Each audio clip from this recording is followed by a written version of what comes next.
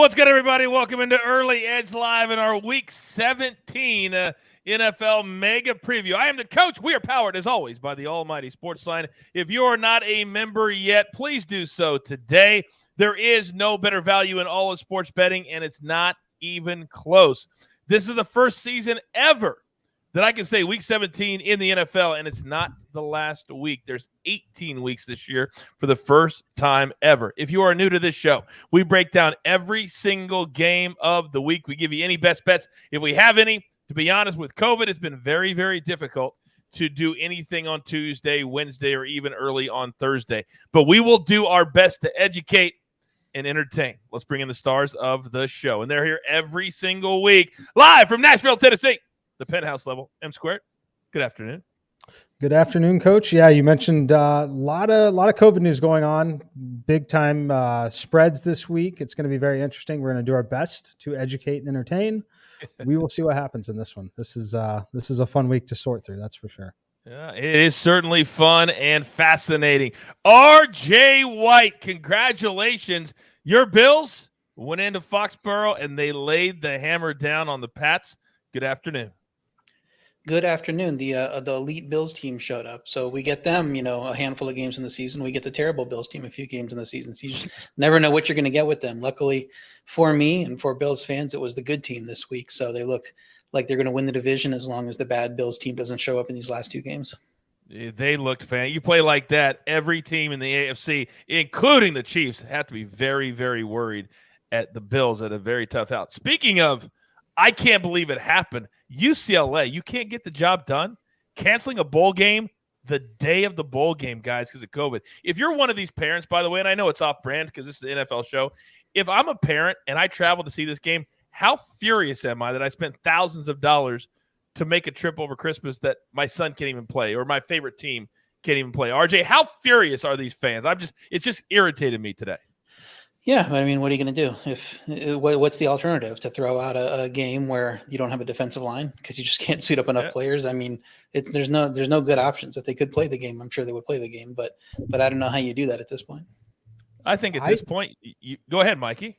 I was just say I think it's a bad look when their Twitter account is posting video of the team together, intermeeting with fans and everyone else at SeaWorld 3 days before the game. That's kind of a problem for me. And other than that.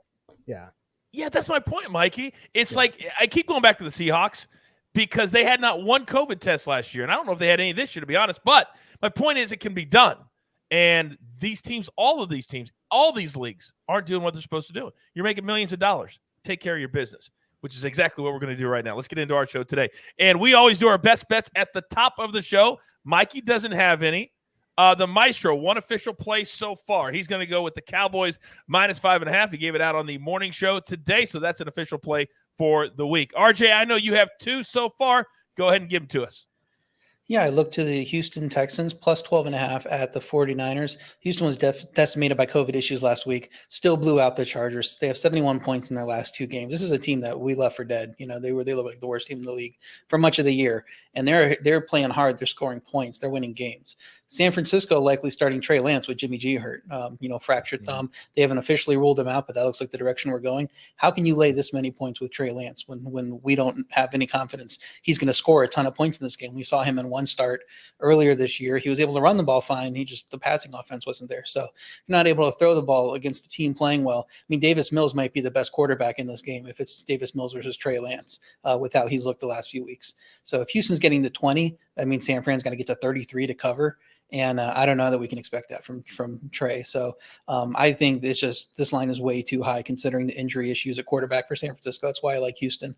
Then my other play, I took the Steelers +3.5. Cleveland ran all over Green Bay. They still lost because Baker threw 4 picks. So I don't know how we expect this offense to score points right now with the quarterback play they're getting.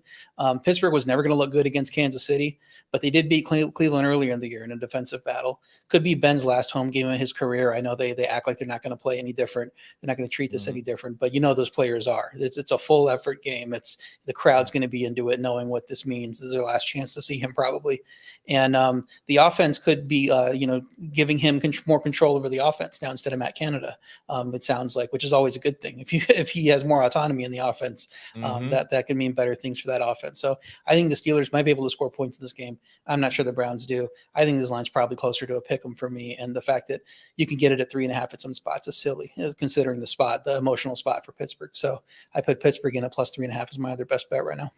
All right, so we've got 3 official best bets for the brand. That is the Cowboys minus 5.5, the Texans plus the 12.5, and the Steelers at 3.5. Would you play any of them today? Do you think the number is going to go against us by Sunday? I play the Texans. I played the Texans now because I think if Jimmy G gets ruled out and Trey Lance is a quarterback, people start thinking, why are we laying this many points with Trey Lance? It could come down under 10. So I wanted to get in on it early because I do think that Jimmy G is going to get ruled out. And with the Pittsburgh line, it's not going to get higher than 3.5, I don't think. So if you can get a 3.5, I would play it. I'm not too worried about any other issues. I mean, it's not like the offense could play any worse than it's looked the last few weeks. So you miss a few players, I don't think it's going to mean that much for them. All right, very good. So play the Texans, and you could wait if you choose to on the Steelers. So let's get in. We break down every single game. Both of my guys comment on all of them. This is the show if you want all the information on what to stay away from or what to maybe lean into over the course of the next couple of days. This is the show for you. So game number 1, Falcons and the Bills. 14.5 is the number. The total is 44.5. RJ, I'm going to let you start because the Bills are your squad. You already said it. If that Bills team that played in Foxborough shows up this week, the Falcons have no shot. But is this number too big? It might be. I mean, when you get the elite Bills, they're going to roll all over the Falcons, and they haven't had much trouble beating most bad teams by 14 plus, Jacksonville notwithstanding. Atlanta's offense only managed 254 yards against the Detroit defense, so it's not going to be a big challenge for the Buffalo defense, which I had worries about once they lost Tre'Davious White. This isn't a matchup I'm really worried about. It should be just the 4th sub 30-degree game for Matt Ryan in his pro career, but he's 2-1 against the spread in those games, so it's not like he just can't perform in this temperature.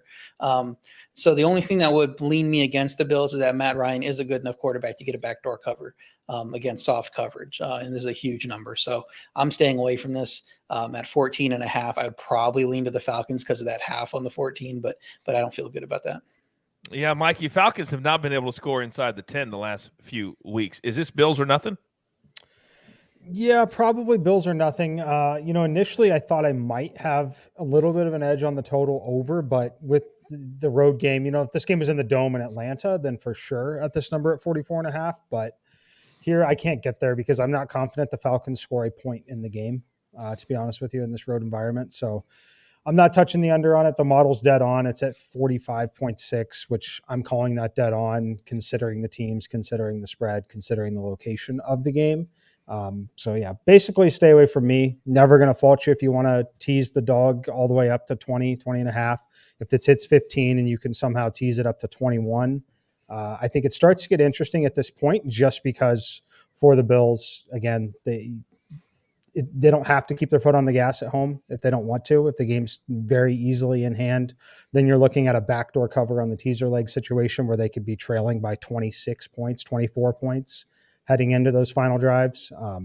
If you force me to play the game, it would likely be Falcons. I would likely try to shop around and find the 15s, get them up to the 21. Yeah, for those people who are very new to the show, teasers have been very profitable for us here at the Early Edge and really taking the number into a stratosphere that then you can't play it. So really pay attention to teasers this week. We'll have Thursday, Friday, Sunday. We'll educate you on which numbers you should tease up. By the way, a team total has been something that for the Bills, if they play well, that certainly is cash too. It's usually been in the 28, 29 number most of the year. All right, game number 2. I'm coming to you, Mikey, to start. Giants and the Bears. Chicago shocked the world. They were 7-point dogs, down 10 late in the game against Seattle, and then score, go for 2, get it, and they win by 1. They're at home. They're laying 6. The total's 37.5. Talk to me. Yeah, the first thing that stands out to me here is still the total. It is low. I would expect this one to be at 39 is where I would expect the total to be. So I am slightly interested in the over. I haven't locked anything in on it yet. As great as the Bears were able to go in there and get that win, I still don't trust them really at this point in the season. I'm not interested in laying the 6. I know a lot of people are going to potentially look at this number and want to tease the Bears down to a pick 'em just to win the game. And I'm still not super comfortable with that either. I don't trust either team at this point. So I can't get anywhere yet, but if I were to play it again, if you force me to play the game, I would take the over as long as this number is below the 38. Just relatively key numbers getting to 38, 41, 44 in the NFL. So at 37.5, if I had to play it, it would be the over at that number. All right. There's a lot of stay away to this game. For RJ, where would you play it? Or are you like Mikey where it's basically one thing and then or nothing? It is a big number for a Chicago offense that just isn't good, but the Giants offense is atrocious. It's one of the worst I've seen, in years. So Chicago might just need 14 to cover this. So I understand, playing the over on 37.5 because it's such a low number. It's like, it looks like a, Army Navy game number, like I think I said last week, but I just don't know how the Giants are scoring points with this offense, especially if Hicks is back for Chicago defense off the COVID list. And they would need takeaways in short fields, but they've had just one takeaway in the last 4 games. So I don't really love laying this number with a bad team, but that would be the way I would lean. The better play is probably Giants under team total because it just seems like they're not scoring more than 10 in any games at this point. That is so funny. A Bears team that beats Seattle in Seattle, and we don't feel good enough about them to lay 6 to the Giants. Golly, that shows how up and down they are. All right, game number 3. And this, to me, guys, this is the game of the week. This is the game of the week. The Chiefs are in line for the number 1 seed. They're in line to cash incredibly their win ticket if they win the last 3 games, which was 12.5. They were 3-4 at one point of this season. So they're laying 5 on the road in Cincinnati. RJ, this is a Cincinnati team that threw for over 500 yards. They went bonkers against the Ravens defense, but the Chiefs have a good defense. Where do we go on this one? Yeah, I think this line's a little too high with Cincy establishing itself as a good team. I have them 2.5 points above average, and I have the Chiefs as the best team in the league, 7.5 points above average. But you throw in home field, that puts the line at 3 to me. So there should be a little bit of value on the Bengals side for me, but you just don't want to stand in front of the Chiefs right now with how they're playing. So I know that's a tough ask. So I'm just a lean on that side. My biggest worry really with playing Cincy right now is that the backup quarterback went on the COVID list early this week. So a day or two, if you get a day 2 lag and then Joe Burrow finds himself on that list, I want no part of Cincy, in this game. So if it's late in the week and Burrow's fine and it's 5, I might look to play Cincy, but right now I'm staying away. Okay. I'm looking at the total here, Mikey, because the Chiefs, although their defense has been good, they have not faced a team that has 3 dynamic weapons on the outside like the Bengals. I think the Bengals can score against Kansas City. Do you? Yeah, I definitely think they can score on Kansas City. As long as Burrow is in and healthy, they've really got 5 very capable weapons. CJ Uzomah, the tight end, when those 3 receivers are active and healthy, he is a threat against this Kansas City defense. And then Joe Mixon. I mean, he is still a very, very good player, especially correlates with how well some of the other players are playing, opens up things for him. So at this point, my number on this, honestly, I was kind of surprised. I have been a little lower on the Bengals than most. I don't have enough of an edge to play Kansas City at 5. My number on it here is minus 4.7 for Kansas City. Mm-hmm. Not enough to make me lean on the Bengals at this point, but basically saying I think it's appropriately priced, but other models out there are probably going to find some value on taking the Bengals with the points. For me, it's just wait and see on the COVID news. But the most interesting thing for me is the total for one particular reason. And that is, I think that it's we don't typically like to tease totals in this spot, but I do like to tease this one down. So I want to play the over. I want to take 6 points off of this one. If you do that right now before it hits 50, you have to do it before it hits 50.5 for sure. But if you do it before it hits 50, you get this down to 43.5, gets you through a very key number of 44 for totals in the NFL, especially in a game like this. A game like a 24-20 game, you're home, which is very likely scenario in some of these kind of matchups. So I just haven't found the perfect other side of the teaser for it, whether it's another total or a side just yet. I had interest in the Colts this morning there, but right now it's one of my favorites. I want to get it in before we hit 50.5. Just the massively, massively key number on the total. So if you've got a leg out there that you like, feel free to tease it with the total here, bring it down to 43.5 and fire away on it. Great great information and insight from both guys. So many different ways, everybody watching at home, that you can bet a game. It's not just straightforward. It's not just the total. Sometimes you get creative and create a number that is much more likely to hit. And that's exactly what we try to do. All right, moving on to the next game. And this one is a big one, boys. Last night, the Dolphins defense, I mean, it went as what we thought. They scored when they had to, had a pick six, and got the job done. They're the first team in NFL history to have a 7-game losing streak and a 7-game winning streak in the same season. Incredible what they're doing. If the Dolphins win out, they will go to the playoffs. But they're in Tennessee. The Titans laying 3.5 after that incredible comeback last week. The total sitting on 41. Mikey, let's start with you. Yeah, this one is super, super interesting to me. Let me see if I can pull up my sim number on it again. Sorry, guys. Yeah, minus 3.8 is where I am at, but I have an edge on the total. I like the over in this game. With these two quarterbacks and these defenses, I know some of the you want to lean under just because the Titans want to run the football if they can. The Dolphins, the defense has been great. They've been able to put a lot of pressure on quarterbacks. However, I think we do see the turnovers in this game that lead to short fields. I like the over here at 41. Not official yet, getting close, but still waiting out to see what kind of news we're having in terms of COVID. I don't think the market's going to move on it drastically, but I make this number all the way up to 43.8. Definitely want to stay under, 42 basically before you get in on it, but I do like the over here. I think both teams are going to be able to put up some points in it, and I think some of it could come from turnovers and short fields created by these defenses. And some of those scoring opportunities will be for A.J. Brown, RJ, who was a big-time contributor last week and really in the second half. They got shut out by the 49ers in the first half, essentially. In the second half, A.J. Brown was dynamic. How big of a difference do you think he can make against this very physical Dolphins defense? Well, without him, they definitely have a bad offense. And Miami has played a lot of bad offenses during their win streak. It seemed like the one team they played that was a good offense was Baltimore. And then it turns out over the last 6 weeks, we've seen that Baltimore's a bad offense too, for the most part. So, if Tennessee doesn't have A.J. Brown, then, they probably are a bad offense. Even with him, they might still qualify. But the Tennessee defense has been excellent. They just need Tennessee's offense not to turn the ball over a ton, like Mikey's saying. I think it's time to fade Miami coming off a Monday Night Football game where the offense didn't look good and they they beat a really bad quarterback. But I want it to be 3. So I'm not playing under 3.5. You should be able to find 3s out there. And once it's at 3, I'm probably going to lay it.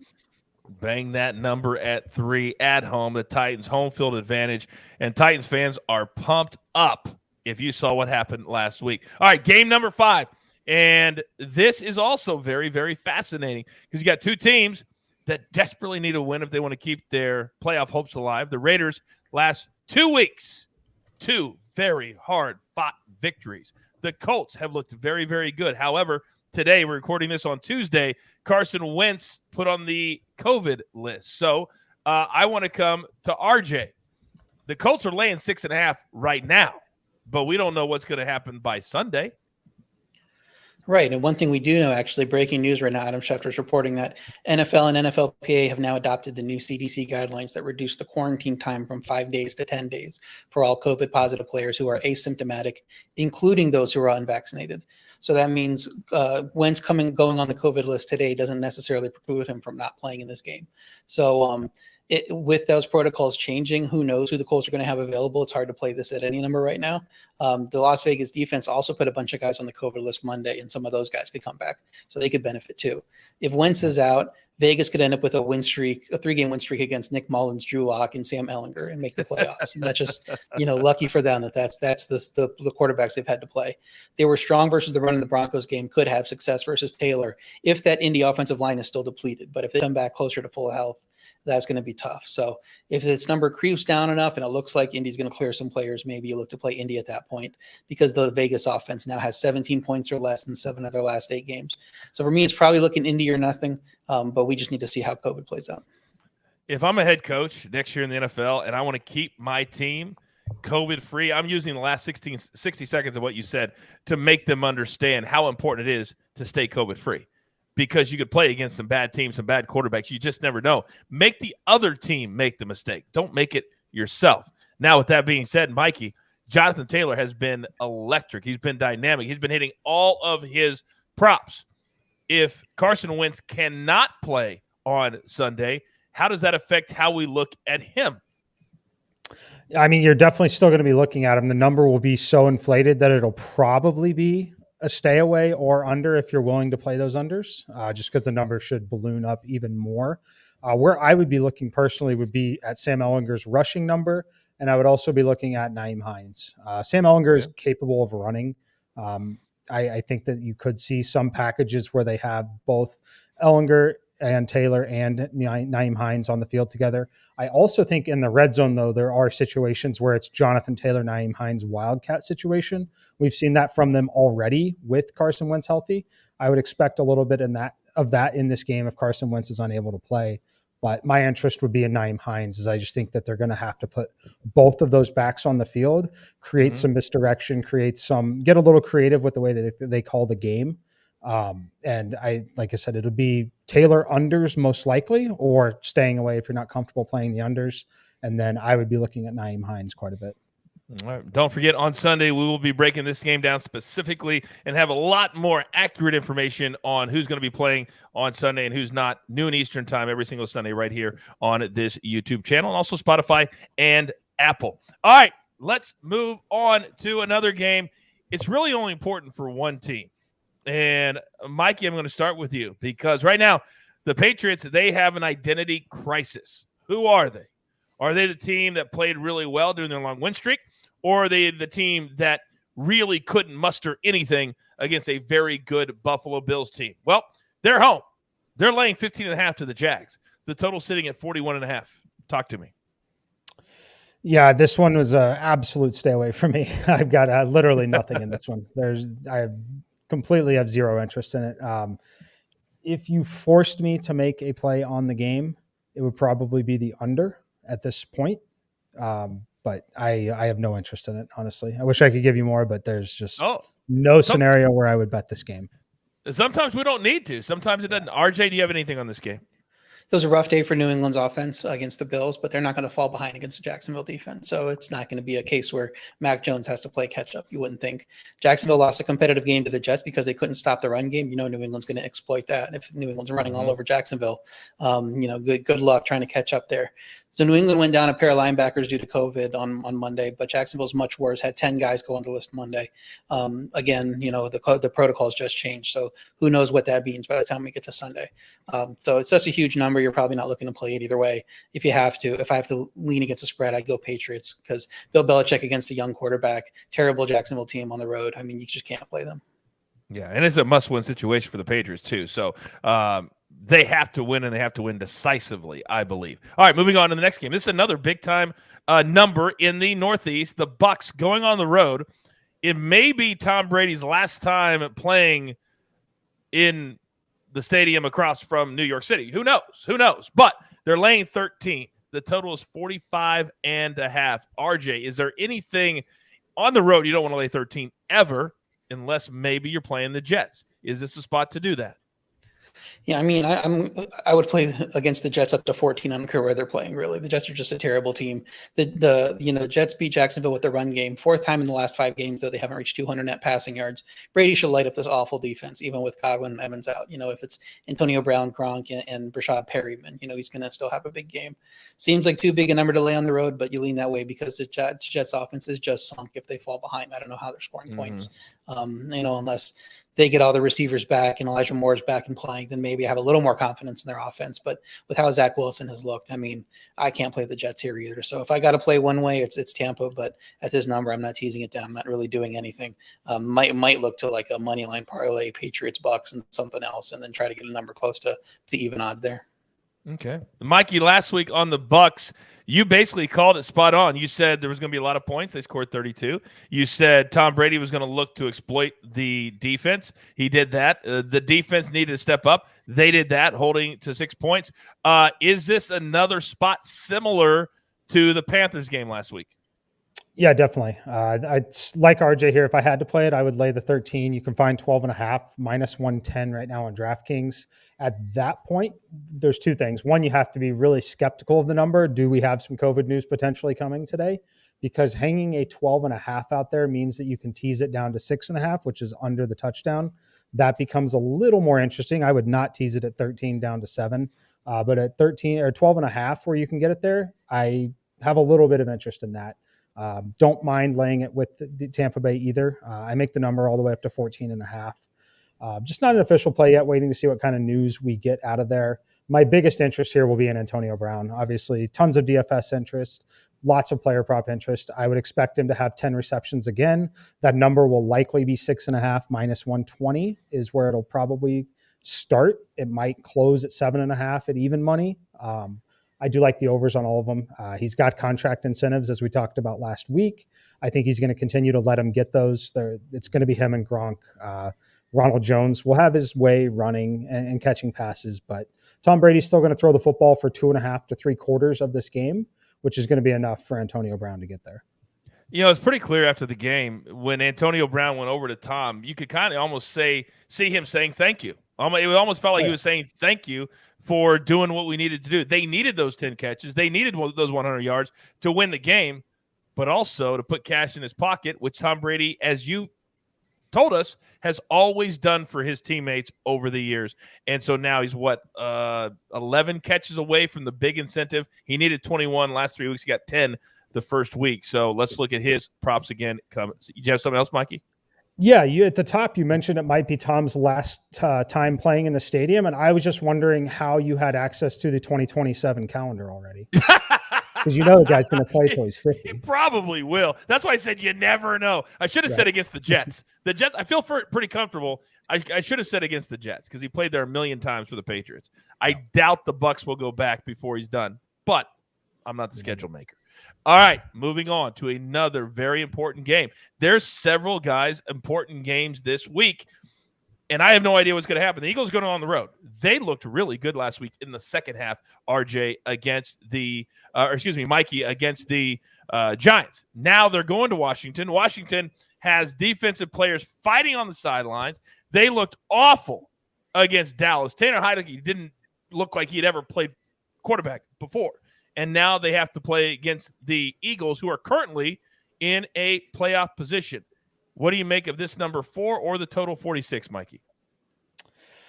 Yeah, this one's tough too. I need some injury news. I need to see where some of the stuff is at. I haven't been able to get to it right now. My gut tells me I want to take Washington somehow, but I don't feel great about it. If it gets to 4.5, 5, something like that, potentially would, but I don't feel great laying the hook with the Eagles here. It's these division games. I know the Eagles have played well at times. They did not play well for most of that game. These games just get so tight in the division. So if you can somehow get a 4, I think it's an interesting teaser candidate for a bounce back spot on Washington. If you can get them up to 10, but I'm waiting this one out. Nothing I really want to jump on in this one other than maybe monitor some Antonio Gibson props. Yeah, this 3.5 just screams yuck to me, RJ, because it's on the road in what I think is the worst atmosphere in the NFL, period. I hate Washington, the football stadium, not the city, the football stadium. What do you make of this number in the nation's capital? Yeah, kind of gut feeling like Mike, you kind of want to lean Washington. I think they're better than what they showed last week. Now it sounds like they're going to play both Taylor Heinicke and Kyle Allen, which is a huge warning sign to me. It's like we're evaluating. We don't care about wins and losses at this point. So Philly's going to come out here, try to win games. They only won their first game against Washington by 10, but there was weird circumstances with the postponement. They dominated the yards in that game. Of course, who are they playing at quarterback? So I don't know how much we're reading to that, but they had a massive game offensively there. And they could have another one here. I do worry about their offense if the team falls behind because, this doesn't look like a great passing offense. They look like they can run the ball down your throat. I'm not really worried about the Miles Sanders injury. It just kind of doesn't matter with them. I think they're just going to run the ball no matter what. But so I'd be more inclined to live bet it based on who scores first. If Washington goes up, then it's tougher for the Eagles, I think, to rally back. If the Eagles go up, then good night, Washington. Kyle Allen's going to see some time in the second half. So that I'm probably staying away until then, but my lean would be to Philly. Okay. Very good. Moving on. Next game. Last 1:00 game. And this is the kind of week, guys, that I like because we have 5 games at 4:00 instead of the 10 and 3 that we normally get. But the last game at 1 o'clock, another very interesting trip, RJ, for the LA Rams. They have to go to Minnesota on short rest because of the COVID in the Tuesday game. Now they come back to LA. Now they have to go all the way to Baltimore. Thank you, schedule makers. But the Ravens are not the same Ravens team they were earlier in the year. The number's at 3.5 for the Rams. They just covered in Minnesota, and the total's at 46.5. Very interesting. Talk to me. Yeah, both these games are at 1 p.m. You mentioned the Minnesota game was initially at 1 p.m. This one was at 4 p.m. window, and then they moved it. They flipped it with the Cowboys game. So now the Rams have to play at 1 p.m. again with that cross-country trip. So those circumstances make me want to lean to the Ravens. But then they lost another cornerback with Averett suffering a fractured rib. I mean, I expect the Rams receivers to dominate in this matchup. The Rams should be able to put up a bunch of points against this secondary, even though Stafford has been uneven. They're not winning games because of Stafford. They're winning despite of him. So can the Baltimore offense keep up if the Rams are hanging a big number? If Lamar comes back and he's healthy, maybe. But without that backdoor cover against Green Bay, their point totals will look pretty mediocre over the last 6 weeks or so since week 10. So if it drops to 3, then it might become a lean Rams. If it stays at 3.5 and Lamar starts looking good, I might look to play Ravens. Okay. Mikey, as a show, we cleaned up on Bengals props against the Ravens.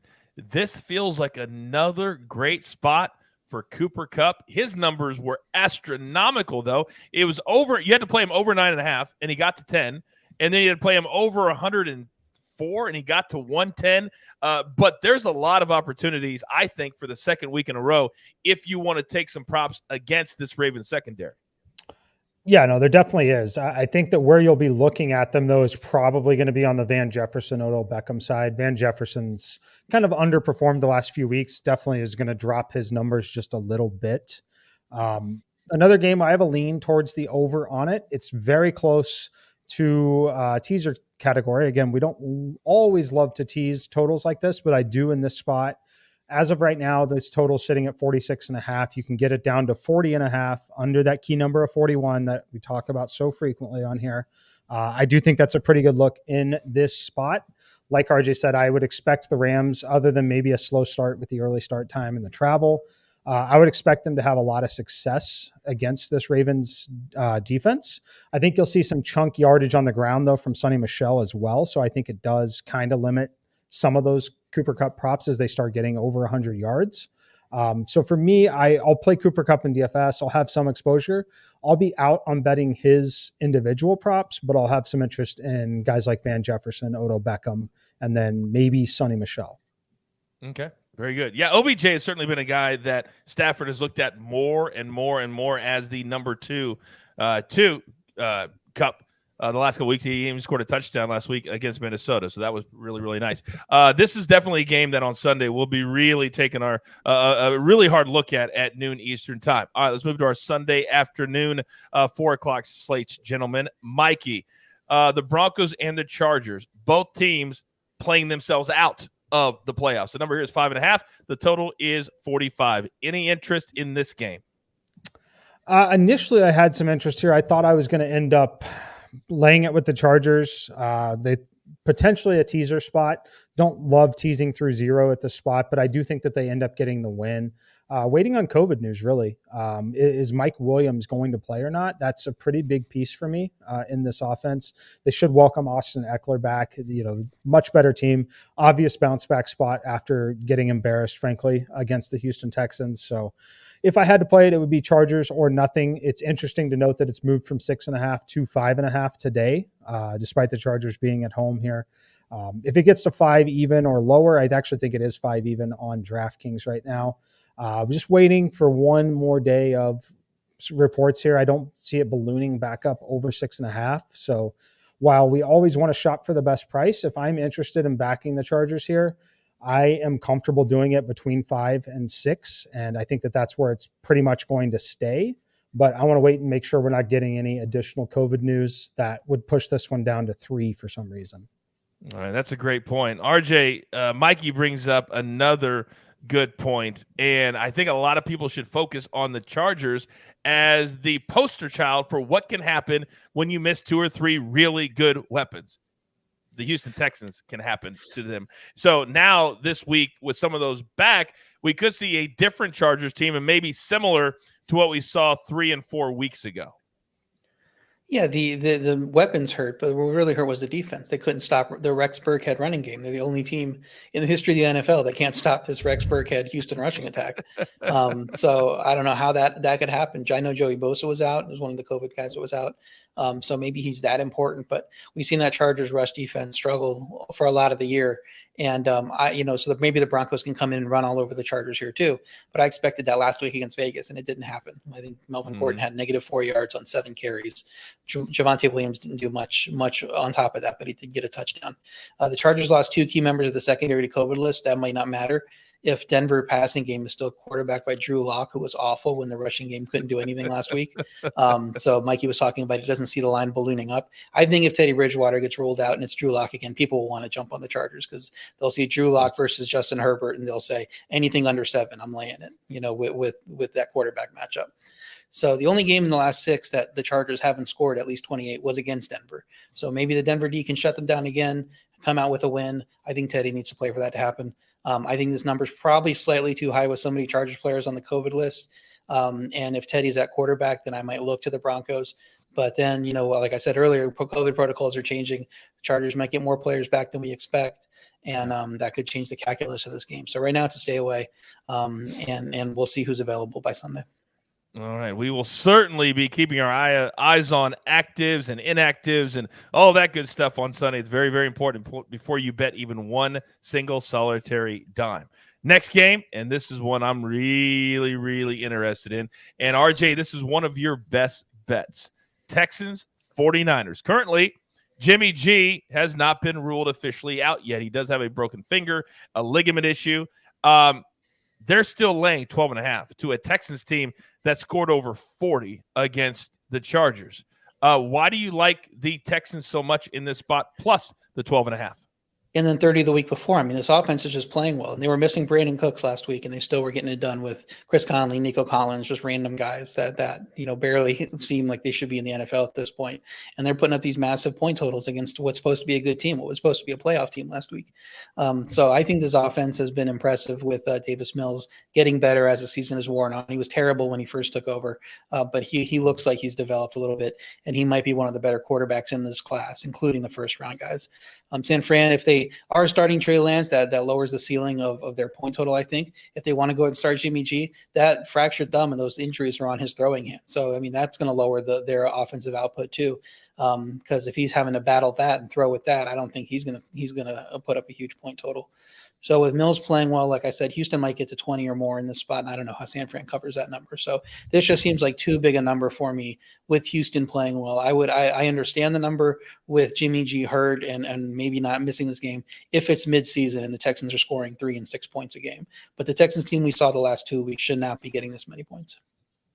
So with that being said, Mikey, what if we teased the Texans up to 18.5 with one of the totals that you liked from the 1 o'clock games? Would you like that? Maybe the total from the Ravens and the Rams, perhaps. Yeah, I mean, I would lean that way for sure. I make this number 11 is where I would have it priced. So not massively key numbers through where I'm at to where it's sitting currently. So as of right now, I don't have a ton of interest in doing it on this game. I think that if it somehow got to 14, I would be very interested. But as of right now, I don't. I actually do have an official play I sent into AB. We'll reveal at the end where I do have an official play, but it's not on this game for now. But I do lean in the direction that RJ's going. I can't get there with the Texans yet, unfortunately. Okay, no problem. Very, very fair. Third game at 4 o'clock, and this is a 4:25 Eastern. So there's 3 4:25 Eastern games on Sunday. This has humongous playoff implications. The Cardinals have been sliding down a hill. The Cowboys just went north of 50 against Washington. They're laying 5.5, and this is the Maestro's best bet for the show. Mikey, let me come back to you. Are the Cowboys as good as the team that we saw Dak throw a touchdown pass to a tight end, a wide receiver, a running back, and an offensive lineman? First time ever in the history of the NFL. Is Dallas as good as they looked against Washington? I don't think so, and I don't think Washington is as bad as they looked. Right. This one is interesting. We might end up with some SportsLine showdowns on this one. At this number, well, probably not, because I think he had it at 5.5 or 5. I think this one does end up closing at 6 to maybe even 6.5 in some spots. But once it gets to 6, I would be on the Cardinals. I make the game minus 4.1 for Dallas right now at this spot with all the news that we have. COVID protocols changing could allow some additional pieces to play in this game. But I think this is a pretty good spot for the Cardinals to bounce back. I think this competitive game is exactly what they want and need, as weird as that sounds. But I like the Cardinals if I can get to 6. RJ, the Cardinals, we've been talking on this show for a couple of weeks that we don't think Kyler Murray is healthy because he's not running as much and he's making some really bad decisions throwing the football. Do you think he's healthy? I think there could be some issues throwing the ball. I think he's healthy running the ball. He looks like Mighty Mouse, like normal. He's just outrunning guys, to the pylon in some of these rushes. So I've been impressed with him running the ball. Throwing the ball is a different issue. But I'm on the Mikey side here. Let's not jump 3 points off the look ahead with that ridiculous final score in the Dallas game, which isn't indicative of this team moving forward. And I expected last week that Arizona would bounce back after an embarrassing loss to Detroit, and then they lost again. They lost their 3rd straight, but they did play better against Indy. They just missed a bunch of kicks, lost by 6, missed a couple field goals, missed an extra point, could have won that game. Dallas's D, before this run of playing Washington, gave up 900 plus yards in 2 games. But prior to that, one of those being against the Raiders on Thanksgiving with that upset. So I have these 2 teams as far apart as I can comfortably make them in tier 2. I think they're both tier 2 teams behind the Chiefs, but that's still only a 1.5. Throw in the home field, I think Dallas minus 4 is the right number. So the fact that this moved from 2.5 to 5.5 through the key number, a couple of key numbers of 3 and 4, I think Arizona is the way to look here. Does anybody, either one of you, like the total, Mikey, 51.5 with these 2 teams? I mean, the lean is going to be towards the over, but for me, it'd be, it's an interesting candidate to bring it down also if you wanted to tease it, but I like the Cardinals here. Honestly, you're paying peak value for Dallas. Arizona's 7-1 against the spread on the road, 5-0 when they're an underdog. They're not an underdog very often, right? We talk about this with teams quite a bit. So I like the Cardinals here. I just need to get to 6. Once I do, it'll be an official play. Okay, very good. Look for that. As always, follow Mikey on social media because he's always dropping knowledge and sometimes dropping picks as well. All right, 2 more games at 4:25. First one, Panthers and the Saints. I don't even know if we want to talk about this game. Minus 6.5, the total sitting at 38. RJ, I don't know if I've had a more painful experience watching a player try to play quarterback in the NFL than I did watching Ian Book on Monday night. That was embarrassing. He didn't look like he belonged in the league. He looked scared. And now they're going to lay 6.5 against Carolina? Talk to me. Yeah, we saw Kendall Hinton try to play quarterback last year when the Broncos had to rule out all their quarterbacks, so they moved a receiver to quarterback. This looked just about as bad. And I know the game plan was different. They weren't throwing a lot with Kendall Hinton, but it was pretty embarrassing here. So look, low point total here, especially for a 6.5 point spread. But New Orleans should get back a bunch of players from COVID list, especially with the new protocol. Taysom Hill is obviously the most important there. You need somebody that knows how to play quarterback. Carolina's offense continues to be a mess. I can't see them scoring many points against what's been a really good New Orleans defense that's been put in some bad spots these last few weeks. But they did shut out the Bucs, obviously. Carolina's defense has given up 27 plus points in 5 straight, and that includes a run playing Washington, Miami, and Atlanta. Not exactly teams lighting the league on fire. So Carolina's given up points, and the Saints have their quarterback back, and they're not down to their 4th-string tackles or whoever's been trying to play on the ends and protect the quarterback here. Because that was another issue with Book. Book just could not get comfortable in the pocket because he just couldn't keep the pass rush off of. I think Miami had 8 sacks or 7 sacks in the game. So if that's not as bad an issue in this game and Taysom's in, I think the Saints can cover with the Panthers not looking great on offense or defense right now. Okay, Mikey, your thoughts on this game? Yeah, this is one that I actually considered teasing as well with the Saints down. It's truly a must-win game for them. Welcoming Taysom back, you're at the lowest point of them after that last game. So I like the Saints. I also am very interested to see what kind of news we get. like, frankly, I'm kind of surprised that game wasn't postponed based on the other games that were postponed for the number of issues that they had with COVID. I would expect a lot of those guys to be back this week, especially with some of the new guidelines that were just announced, dropping that time from 10 to 5 days. So I like the Saints here. I haven't gotten to it. I was hoping we'd see some buying on the Panthers side. I don't know why I thought that would happen, but I kind of thought that would happen after last night being a full touchdown. But if I had to play it, I would tease it. I would take the Saints down to -1 at home. I think they get this win. Okay, very good. Also, make sure that all the guys that Mikey and RJ are talking about coming back from the COVID list, there was over 100 players on Monday put on the COVID list. You've got to do your homework or watch our show, and we'll tell you the important players that won't be in because it matters. The Saints -6.5 with Taysom Hill, completely different story than -6.5 with Ian Book. It's not even the same team. Not even the same team. You've got to pay attention to these quarterbacks and who is going to be playing. All right. Last game at 4:25, and the Seahawks for the second week in a row, Mikey, laying 7. That's the number that it is currently. They're welcoming the Lions. The Lions have been great against the spread this year, been fantastic. However, they also have COVID issues, and the Seahawks blew a 10-point lead in the final, 5 or 6 minutes to Chicago, so they're still licking their wounds. Where do we stand on this number right now? I haven't played it, but I would lean towards Seattle -6.5. I make the game -7.8, but it is obviously through that key number there. Like you said, the Lions are very good at covering. They cover spreads. There's not a ton to play for Seattle. Obviously, there are contract incentives. The team wants to, players want to play well. They don't give up in the NFL. They're playing for their future paychecks, but if there were a spot where they could get backdoored, I do think it's by this Lions team. I want to see who's playing quarterback for sure in this game before I bet on it. I don't think it moves the market a ton, but it does impact just my overall decision making. But as of right now, if you made me play it, I would lay it with the Seahawks at -6.5.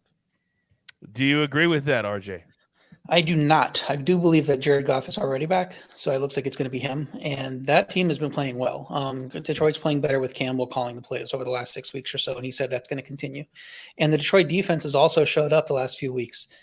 That makes it a tougher matchup for the Seattle offense that can turtle up at any time. As we've seen, they can just go into turtle mode and not score a lot of points.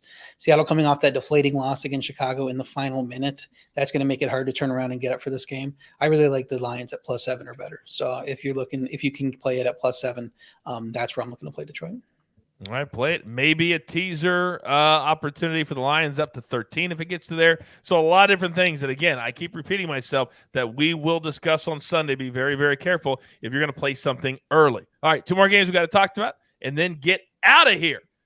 8:20 Eastern time, Sunday Night Football. This is always a fun one. Every time Minnesota and Green Bay get together. The Packers nursing that lead for the #1 overall seed and that all-important bye. Only one bye on each side right now would be the Chiefs. It would be the Packers. They're laying 6.5, the total at 47.5. RJ, Packers keep on motoring, but can they cover the spread? Yeah, I thought I was going to like the Packers at 6.5, get them under a touchdown against a team that we never know when they show up. So I was leaning that way. But Minnesota's defense has only played well in one game since Thanksgiving, and that was a 17-9 win over Chicago. Gave up 370 yards in that game, so it's not like they played that well. But Green Bay's defense looks just as bad now as a Minnesota defense. 31st in yards per carry allowed, facing a Minnesota team wants to run the ball above all else with Dalvin Cook and that rushing attack. So the Green Bay offense probably going to continue to score points, while the defense continues to let teams back in through the back door, which is what happened in the last few weeks. So 6.5 now, I'm hoping it bumps to 7, and so I can get Minnesota at +7. But that's probably the way I'm looking, just because it doesn't seem like this Green Bay defense is capable of putting teams away right now. It really doesn't. The Ravens, they had a 14-point lead, couldn't hold on to that one. It was nice for us because we had the over, but to your point, they gave up 2 touchdowns in the last 4 minutes it was. Mikey, this Packers team, they need to the final couple of weeks, if they want to be looked at as a dominant #1 seed, they need to play like it. They have to play like it. What are your thoughts on this one? Yeah, my thoughts are basically what RJ, I thought I would end up on the Packers -6.5. I don't have quite enough edge to get there. I think it's an okay teaser candidate just because they are at home. It is supposed to be a cold game, a typical Lambeau game this late in the year. It's going to snow the day before. I don't think it's going to snow on game day, but we're talking high temperatures in around 10 to 15. Wind chill will be 0 or negative. It'll be a very cold game. Obviously, I think that favors Aaron Rodgers just a little bit. Definitely need to wait it out a little bit on COVID news. I don't think we see massive line movement on this one for a while unless we get something breaking like that. But as of right now, if you want to lean towards the over, I would probably discourage it a little bit, despite how much the defense has given up points. We saw 65 points in this matchup in the first meeting when the total was also 47.5. Big difference. Obviously, this one is going to be outdoors at Lambeau. I think it's a division game. So if I had to play it, it would be a teaser at this point. I thought it was going to be a Packers minus 6.5, but I think it's an okay teaser leg if you can find another game that you like. All right. Very good. All right. Last game on the board for this week. Don't forget, we're here every single morning at 10 a.m. Eastern time. If you do not subscribe to our YouTube channel, it is growing very, very fast. Please do so. It is free, and turn on your notifications. So every time we drop new content into your feed, you are notified. Monday Night Football. Mikey, the Browns on the road laying 3 to the Steelers in what potentially could be the final time that Big Ben plays against the Browns at home. There's a lot of last times, but the fact that they're a home underdog just screams to me, but they looked awful against Kansas City. How are you handicapping this one 5 or 6 days early? Yeah, so right now it's Steelers or nothing for me. I like when they're getting to play at home, division game, primetime. It is Ben's last go. It truly is at this point. He'll have everyone up and ready for it. I do like the reports saying he might have a little bit more control over that. I think that the team's going to be ready. They're going to be fired up. They're going to be rallying around him. Massive, massive playoff implications for everything in the AFC with this one as well. So I like the Steelers getting points here. This Browns team, I don't think they're terrible, but I don't think they're great. I think they're kind of like the Ravens in most of the games outside of that last game when they were down to the third string quarterback. They find ways to be competitive in these games. But I don't see them just blowing out the Steelers and putting them away. So if you're giving me 3, which it's 3.5 in some places right now, I know that's where RJ got it. I do like Pittsburgh quite a bit with the hook at 3.5. RJ, what do you like here? Yeah, I think the line should be pick 'em, unless you think Cleveland is clearly above average in that tier of, San Francisco when they have Jimmy G, Cincinnati, those teams that are a couple points above average. And I don't think they're anywhere near that with how their offense is playing. The defense can show up and play well, and this is a good matchup for them because Pittsburgh's offense has been pretty limited, and they should be able to handle that offensive line in particular. But just Cleveland's making too many mistakes on the offensive side of the ball with Baker Mayfield that you can't trust him to score a ton of points. And Pittsburgh, I'm not worried about that Chiefs game. We knew they weren't going to look at the Chiefs game. I laid it at 7.5. And it didn't really matter to me who the weapons were. As long as Mahomes was playing, they were going to roll in that game. And I didn't know how Pittsburgh scores against that defense. This defense, I think, you have a little bit more success, especially with the emotions up with Big Ben playing his last home game more than likely. And probably, like I said earlier, having a little more autonomy in the offense, not having to run what the Matt Canada special, which he clearly does not like to run. So I think that they let the reins loose a little more and the Steelers can score in the 20s, and I don't know if the Browns can match them. So I like Steelers on the money line here, but if you can get plus 3.5 at any point, like I was able to, take that. All right. Very, very good. Yeah, why wouldn't they? At this point, they're in all likelihood done with the playoffs. Just let Ben do what he wants for the last 2 games, and you watch. They'll score 40 and cover for us. All right. We literally broke down every single game in an hour. Our best bets, only a few. It's because of COVID. Let's go ahead and put up the recap quickly. And I believe we only have 4 official plays, but we've got several leans that once we find out the COVID issues and the lineups and the starters, we'll have a lot more for you on Sunday and also Sunday morning. So here's we go. Mikey's on a teaser so far. Dolphins, Titans over 35. Chiefs, Bengals over 43.5. Then the Maestro, 1 play so far. Cowboys minus 5.5. Then RJ so far 2 plays. Texans, they've been playing really good football, getting 12.5, and the Steelers getting 3.5 as of Tuesday when we record this show. Follow us at SportsLine. Follow all my guys on social media. There has never been a more important time in sports. Cavs lost a player today. We had them this morning. You've got to pay attention to follow all of my guys at SportsLine for the very, very latest. There's only one thing left to do, and y'all know what that is. This show, I love all you in the chat. Thanks for hanging out with us. I understand Tuesdays at 5 sometimes is a difficult time watching this on demand. Whenever you watch it, thank you. This show's about education and getting you ready. The rest of the shows are about entertainment, but we love this hour so much. You've got your marching orders. Let's take all of these NFL tickets straight to the pay window. For my entire crew, RJ, the Maestro, M Squared, and of course, AB on the ones and twos. He thinks he's going to be in Madden. Don't buy into the hype. Stop it with the AB hype. I can't take it anymore. But do tell all your friends about the early edge. Good luck.